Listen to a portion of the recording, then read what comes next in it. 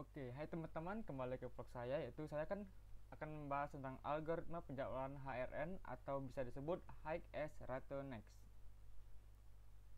Oke. Yang pertama, algoritma penjadwalan HRN atau High S Ratio Next itu bisa disebut dengan strategi penjadwalan dengan prioritas proses tidak hanya merupakan fungsi waktu layanan tetapi juga jumlah mendapat jatah pemrosesan. Proses berjalan sampai selesai. Algoritma ini adalah pengembangan dari SFJ non preemptif. Algoritma penjadwalan HRN juga merupakan satu penjadwalan non preemptif dan penjadwalan berprioritas dinamis. HRN adalah strategi penjadwalan non preemptif dengan prioritas proses tidak hanya merupakan fungsi dari waktu layanan, tetapi juga jumlah waktu tunggu proses. Begitu mendapat jatah dari pemroses, maka proses berjalan sampai selesai. Misalnya di sebelahnya itu HRN schedulingnya, yaitu pertama kali itu proses ada 4, yaitu improvised SFS scheduling, still improvised, consistent, dan present. Selanjutnya yaitu algoritma penjadwalan HRN itu dihitung berdasarkan rumus berikut, yaitu rasio respon sama dengan waktu tunggu ditambah waktu layanan dibagi dengan waktu layanan.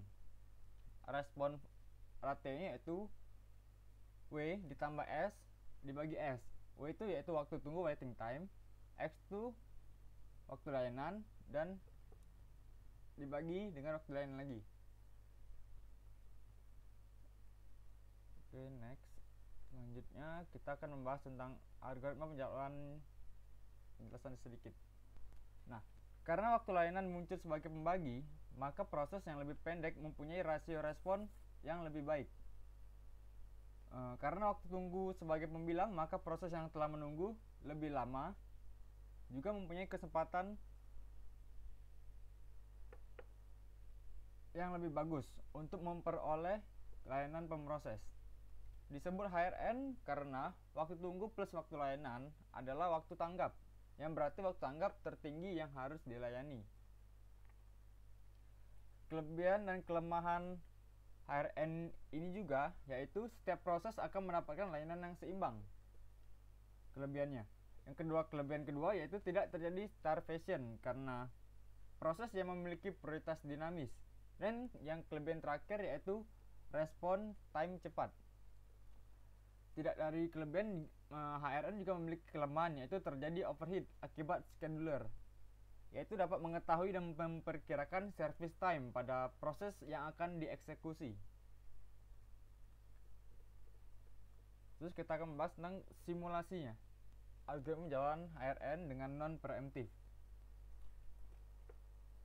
Penjelasan pertama yaitu T atau time sama 0. Ini kita menjelaskan scheduling dari tabel, itu adalah urutannya arrival time dan CPU. Penjelasannya itu yang T sama dengan 0, maka proses A dijadwalkan. Thread sama dengan 3, maka proses B dijalankan. Pada saat T sama dengan 9 atau thread 9 ada 3 proses yang tersedia, C dan D dan E. Karena C dan D dan E telah tersedia setelah waktu keempat dan waktu ke-6 dan waktu ke-8. Oleh karena itu, waktu tunggu untuk C, D dan E adalah 9 dikurang 4 sama dengan 5, 9 kurang 6 sama dengan 3, dan 9 kurang 8 sama dengan 1 dari unit masing-masing. Dari C, D, dan E. C yaitu 9 kurang 4 sama dengan 5, D yaitu 9 kurang 6 sama dengan 3, dan E 9 kurang 8 sama dengan 1. Selanjutnya rasio respon dari C, D, dan E adalah 2,25, 1,6, dan 1,5. Rasio respon paling tinggi C dengan 2,25 sehingga C dijadwalkan terlebih dahulu. P sama dengan 13 kurang sama dengan 2. Proses tersedia D dan E. Rasio respon dari D dan E adalah 2,4 dan 3,5. Jadi proses E yang dipilih selanjutnya, dan di proses D dipilih pada gambar terakhir yang bisa dilihat pada Gantt chart gambar di atas. Eh, Penerapan algoritma penjaluan pada kehidupan sehari-hari itu misalnya dengan tugas kuliah. Tugas kuliah itu kan kebanyakan mahasiswa mengerjakan tugas yang rasio responnya paling tinggi, yaitu tugas yang waktu tunggunya paling sedikit. Tugas yang paling akhir kita dapatkan dan waktu pengerjaannya lebih kecil yang berarti paling mudah. Baru selanjutnya mahasiswa mengerjakan tugas yang lain ya, waktu tunggunya lebih banyak dan waktu pengerjaannya lebih besar daripada tugas selanjutnya. Pada HR ini tidak ada sifat yang preemptif, karena sifat yang pada HR ini waktu tunggu ditambah waktu lain adalah waktu tanggap, yang berarti waktu tanggap tinggi harus dilayani. Maka dari itu sifatnya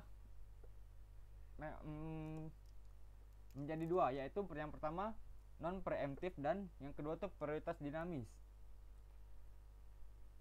Prioritas dinamis itu bisa disebut karena merupakan mekanisme menanggapi perubahan lingkungan sistem operasi. Prioritas awal yang diberikan kepada proses mungkin hanya berumus pendek yang disesuaikan dengan nilai yang lebih tinggi tepat sesuai dengan lingkungan.